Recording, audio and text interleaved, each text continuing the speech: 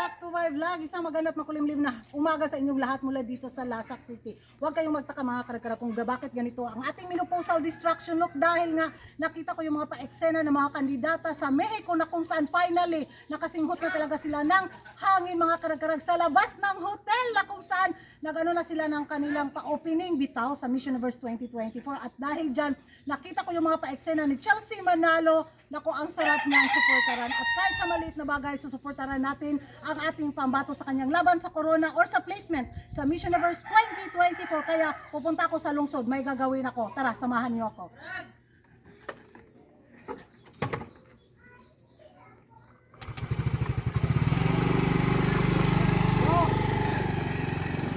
So dito na mga karagkarag, dumating na tayo sa Kagawasan. So gagawa tayo dito ng konting suporta kay Chelsea Manalo.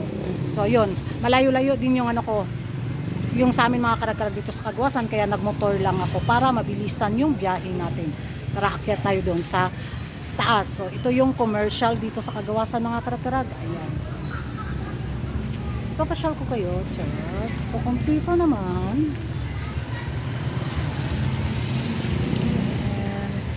Doon tayo sa taas. So tara, para sa laban ni Chelsea Manalo to. Let's do this. Ulan pag yun. So nandito na ako mga karagkarag sa Gracelyn Printing Services dito sa Kagawasan na kung saan magpaprint ako ng t-shirt na may mukha ni Chelsea Manalo bilang pagsuporta sa ating kandidata sa kanyang journey sa Miss Universe 2024 sa Mexico. Kung anong picture yung napili ko mga karagkarag, abangan na lang ninyo dahil yun yung isusuot ko sa final sa Miss Universe 2024. So, excited ako makakita. Sa Friday ko pa daw makuha mga karagkarag. Araan mo na ako dito sa Cravings mga karagkarag. Inom ako ng malamig no after nating magpagawa ng t-shirt for Chelsea Manalo sa kanyang journey sa Miss Universe 2024. Tara, pasok tayo sa loob. Dito ako ngayon sa loob ng Cravings na kung saan may paborito akong ino-order lagi dito pag pupunta ako dito sa lungsod. So, isa to sa mga dito, beautiful na mga stuff. Mag-hi din kayo sa vlog ko. Oh. Balik kayo sa beauty pageant. Walay silang ka-amor-amor sa beauty pageant. Si Kuragan lang dyan rin nagsinamo. So, ito na mga karag-karag. Ha? 60 lang ako tayo. 70. Hoy, 60 naman o.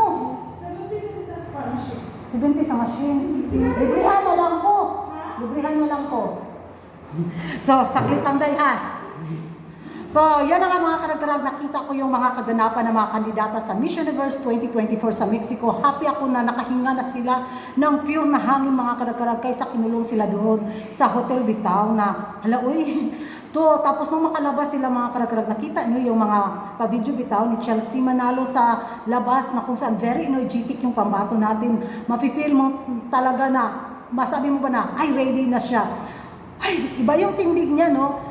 So iba yung tindig niya, hindi talaga siya nagpataob sa mga Latinas na mga beauty queen, mga karagkarag.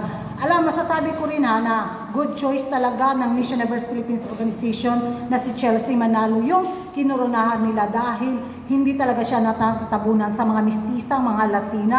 Umangat talaga yung beauty ng kandidata natin and I'm so happy na ang sarap niyang suportaran. Kahit sa maliit na bagay lang bitaw, masasabi natin na, let's go Pins.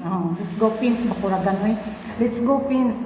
Whatever the placement, happy tayo at excited ako mga karagkara. Kayo, excited ba kayo sa kanyang journey sa Miss Universe 2024 sa Mexico? So, wala akong pake kung sino man yung napupusuan ng Miss Universe Organization. Basta, rarampa si Chelsea at ilalaban niya ang watawat na Pilipinas sa Miss Universe stage. So, thank you mga karagkarag sa inyong suporta dahil kung wala rin kayo, wala rin ako sa aking pagkachismosa dito sa YouTube at sa maliit na bagay, makatulong man lang tayo sa ating pambato sa pagpakita sa kanya ng full support, di ba?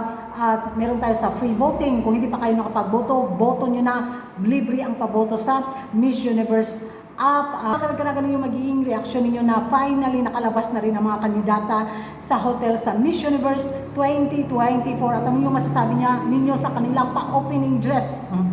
Magingay tayo sa comment section at hindi ka pa nakapag-subscribe sa YouTube channel ko, don't forget to like and subscribe. Kuragan Karag, ang babaeng lagi nagkarag-karag. May mga pa-t-shirt na ba kayo dyan? Nako, kung wala pa, nako, pa-print na kayo. Pasensya na talaga, hindi ako makapag bitaw, libre sa inyo. Di gaya nung nasa Qatar pa ako na abunda pa si Kuragan sa paayuda. Ngayon, wala talaga. Tag-init din si Kuragan. At alam niyo naman, di ba? Buhay Pilipinas. So, keep supporting my YouTube channel, mga karag-karag. Baka next year, di ba, aariba na naman tayo sa mga paayuda galore sa pagsuporta ng ating mga kandidata. Ito yung paborito ko sa kanila, mga karag-karag. Yan. Blueberry Sprite. Madam, gwapa, pag-hi sa, bye-bye sa diri. Oh, di ba, gwapa kayo siya, mga karag-karag. So, yan ang mga karag-karag. And don't forget to like and subscribe. Kuragan Karag, and bye-bye.